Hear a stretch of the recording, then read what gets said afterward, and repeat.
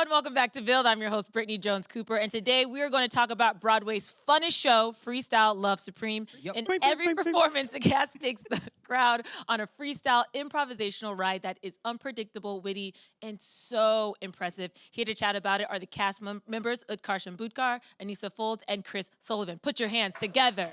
Whoop, whoop. So, Freestyle Love Supreme. Supreme. Isn't that how it goes? Good job.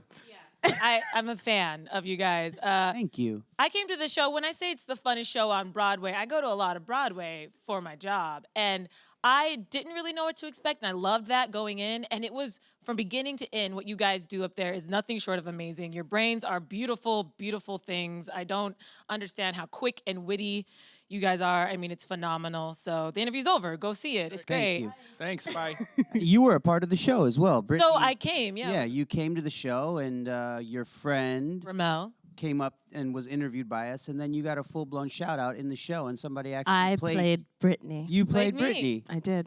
So she's was like, I can finally sing. It's been my dream. You sound great. So let's talk about really quickly the origin of this show. You know, it was before Hamilton, before In the Heights, there was Freestyle Love Supreme. That's sort of the tagline. Yep. But what does that mean? Where did this whole world start? You want to take it? Chris, you want to take it? I actually stumbled upon Lin-Manuel and Anthony Veneziale and Tommy Kail way back in 2004. I think that's before a lot of y'all were born. Well, it's not that old, but they were just sort of starting to workshop this idea of freestyle meets improv, doing short form games, and getting suggestions from the audience. And so I met them, and it was just in the very beginning incubation stages. And so we all came together, and we met up with Ars Nova Theater up on West 54th Street. They helped incubate that baby. And then from there, we've been doing off and on runs anywhere from the Edinburgh Fringe Festival to Aspen Comedy Festival to Montreal to anywhere. And so along the way, we've picked up a lot of great people. Yeah, I was battle rapping. I was like on the Lower East Side doing like full-blown hip-hop rap battles, and a producer came and saw me and was like, you should meet these guys. They're kind of doing what you do, but they're doing it with comedy, which I know is something that you're interested in as well. Like at that time, I was like hip-hop and funny man, and they were very separate. And I met these guys, and we sort of fell in musical love with each other, and it was like, you know, peas in a pod. And I joined the group in 05 or 06, so I'm the new guy. Until Aneesa came in, and she went through our Freestyle Academy. I was in the academy this past March. I was a big fan of these guys, and I used to go see them back in like college, high school. And ended up in the academy. Chris was my teacher, and then I got invited to audition, and now I'm on Broadway. So it's been a crazy year. You can definitely clap for that. It's a pretty big deal. Yeah. So how many people are total in Freestyle Love Supreme? Because I know it's always kind of a surprise who's going to show up sometimes for the show. 400 Yeah, 405, I think. No, it's kind of a Wu-Tang arrangement where there's some people on stage, some people off stage. We have special guests. The lineup switches around. You don't know who you're going to get. All in all, with keyboardists and beatboxers and vocalists, probably between 15 and 16. And what is this academy? I didn't know that was a thing. So the academy is where we try to bestow some of not just the skills that we all have on stage, but also the environment that is required to really have each other's back and tell truth and invest in your own stories and take suggestions from audiences and spin them into brand new ideas and new stories. So yeah, we have right now 4 classes that are running currently, and we're expanding by the day. And can anybody sign up for these classes? Yeah, we have rolling admissions. You can go to our website and sign up. Brittany's gonna sign up. That is the coolest. You should. I freestyle rap in my mirror like Issa Rae like every day. So don't even. I think most people do. Right? Yeah. A little bit. I think it's a skill we all sort of explore and have fun, and most of us just think it's a party trick. I certainly did. That's what I did. Young Niece was my name in high school. Like people called me that. It was a party trick. And then when I was in the academy, I'd never done it in this setting. And yeah, it was just the coolest thing. Yeah, and then you see it on stage. And for those who don't know, Freestyle Love Supreme is an improvised rap show. And it's basically like, whose rap is it anyway? And the audience gives us suggestions, and then we implement those into games and songs. Everything is happening in the moment for the first time. It's all improvised. Everybody thinks it's pre-written or we got plants, but Brittany will tell you she did not know. You didn't know you were going to be in the show. I didn't know that my friend was going to get called up on stage, and afterwards, everybody was coming up to her. They're like, "Were you a plant? Were you a plant?" And I was like, "She's literally from London. She flies home tomorrow." There you go. Like, she had no idea. So Yeah. it is really raw and in the moment. Right. So our job is to take what you guys give us and give it back to you in the form of rhyme, story, comedy, and connection. And as open as you are with us is as open as we'll be with you. And it's really cool. And we make you put your phones away. So everybody got to be present. We got to be listening to you, and you have to listen to us. And so we get to create an experience that's never going to happen again. Every single show is the only show that you're going to see, which is really special. And it's the only show we're going to do that in. So we get to share those moments together, which I think in today's society are sort of fleeting and really hard to come by. So I think that's why people have been really appreciating the show and the experience. It also helps with the content because you never know what we're going to put out. So it's helpful to keep those things in the ether, not on your cell phone. I mean, having the phones put away, I'm actually a huge fan of. In a show like this, it really is, because what you guys do is really impressive. And I could see, like, minute 2, everybody would have their phones up, not paying attention, not getting locked in. How many shows have you been through when you all you see is the light So I was up? like, for this kind of show specifically, I really appreciated the fact that everybody had to be present. What you guys do on stage individually is so different. So I kind of want to like break down. So Utkarsh, a little bit about your background with rapping, because you really, as a lyricist, like, is crazy up there. Thank you. I appreciate it. Yeah, I started off in high school with this guy, Rafael Nunez. He'd play guitar, and I would just talk about what's going on in the room. I'm a fly guy. We're both wearing tie-dye, like just seeing what people have going around. I'm doing it right now. Other people can't hack it. My girl Georgette's wearing the Michael Jackson jacket. Like, and everyone's like, oh, that's me. And it's that's sort of the first step in freestyle, is to connect the room. I started battling and taking it seriously, and got into this real state of sort of hip-hop in the early aughts. Was hyper masculine, very much about the ego. You beat dudes, you got to talk about how dope you are and how fresh you are. And I got to Freestyle Love Supreme, and they were like, what do you like? And I was like, actually, I like comic books, and I'm pretty nice to people. And they were like, well, why don't you stop talking about how great you are and talk about the Incredible Hulk? And I was like, you could do that with rap? And apparently you can, and end up on Broadway, so that's pretty special.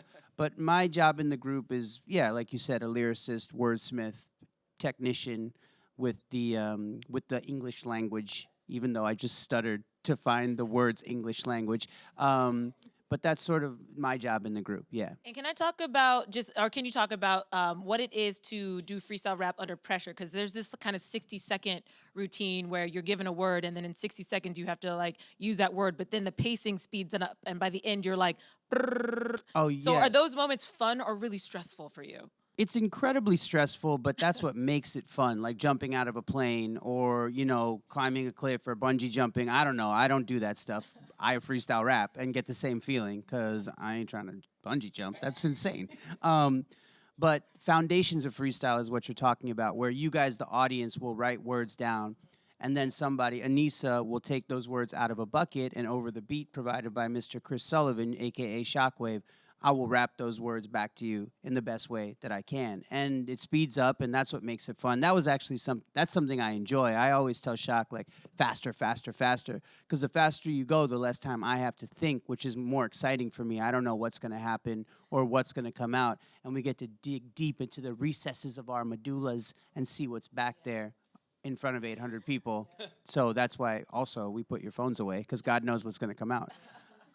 Yeah, so that's sort of like what I'm supposed to do. And Aneesa, you rap, but also your voice is that of an angel. Yes, it really is. This woman has seen the show 16 times. 16 Literally, I'm not times. exaggerating, so she knows. So tell me about your musical background. When did you find your voice, and how did you get into this comedic improvisational world? Yeah, I mean, I've been singing for a really long time. I started in church, as most Black women do. Yeah, and then I got into musical theater. I was in a professional children's chorus. I went to school for musical theater, so my background is musical theater. And this thing that we're doing is very non-traditional and not what I'm used to at all. I'm used to a script, and I'm used to lyrics on a page, and being able to hide behind that. And yeah, then I mean, as I said, my name Young Niece came from high school when I used to mess around and rap. And being in this community is really special because it's forcing me out of my comfort zone constantly. I've been thrown into that chair as well and been passed words, and it's terrifying. I don't, I think the first time I did it, I was told like 10 minutes before. Yeah. Oh, wow. Yeah. It was really scary. But yeah, once you're doing it, you don't have time to think about how scared you are. You don't have time to think about your insecurities. You don't have time to think about, am I going to text somebody back later? Because when you in a traditional musical, once you get into that rhythm, once you get into the flow, you zone out. You're in a pattern. You've been doing it, you know, and you can't zone out. And just as the audience puts their phones away and they're in the moment, we're in the moment. So it's Yeah. Special energy. absolutely. And for somebody who literally was in school for this, a school that we created, the only reason it's a real school is because we have you're proof that it works. For someone who in March was learning how to do this and who is now on stage, when Niece performs, she brings such a unique and powerful perspective that this group has needed for a long time. And you are, I mean, she's extremely special. And if Law and Order should write her a role right now, or somebody. Victim number 1. Who else is Law shooting and in New Order. York? Because we need it. We need you on stage. But And Chris, Yeah. Shockwave. Yo. When did you start beatboxing? Well, who are some of your inspirations? Because what you do up there, you sound like a real instrument. Thank you. Yeah. That's one of the best things I can hear. When I sound like a drum so much that people don't know what they're hearing. So when you hear a I want that to sound like a drum. It did. It There we did sound go. like a drum. So I grew up playing percussion. I had from high school on playing everything from drum kit to every percussion instrument in the marching band, the drum corps. I played vibraphone. So the percussive element has always been in my blood from early on. And my interest in music has always been very diverse, but based upon the roots of hip hop. I remember playing tennis rackets with 2 of my best friends to License to Ill when it first came out, you know, and from then on it was you know, Tribe Called Quest to Run DMC to De La Soul to Jungle Brother, everybody. So that's been the foundation. I got involved with improv comedy, and so improv comedy and percussion allowed me to sort of discover a little bit more about what beatboxing is. It's much easier to do a gig when you don't have to bring a drum set with you. You know, have Mike will travel.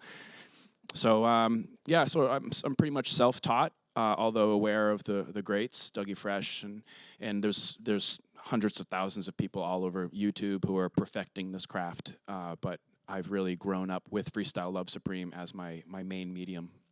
But those are your peers now too. I mean, you've performed with Dougie Fresh, right? Yeah.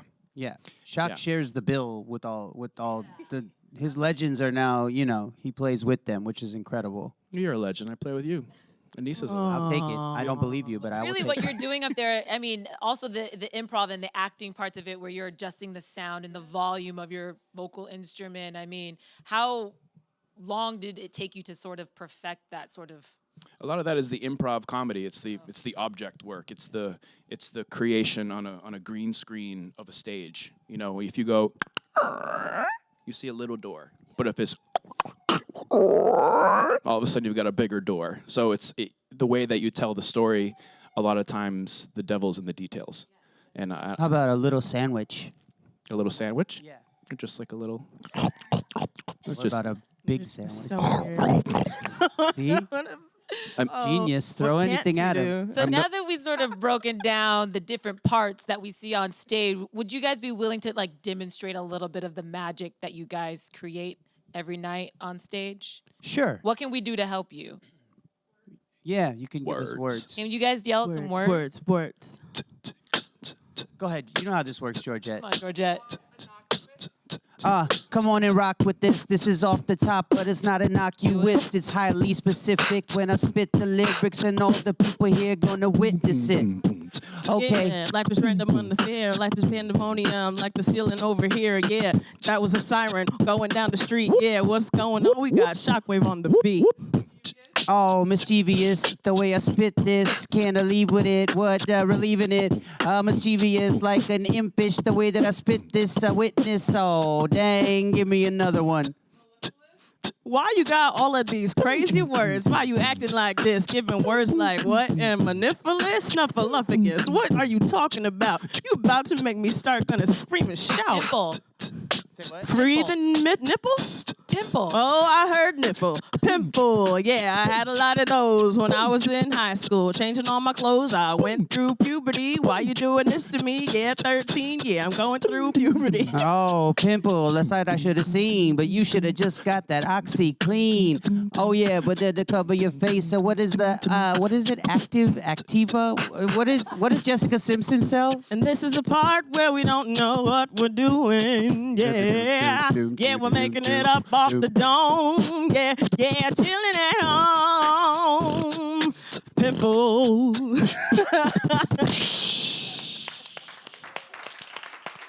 Mellifluous.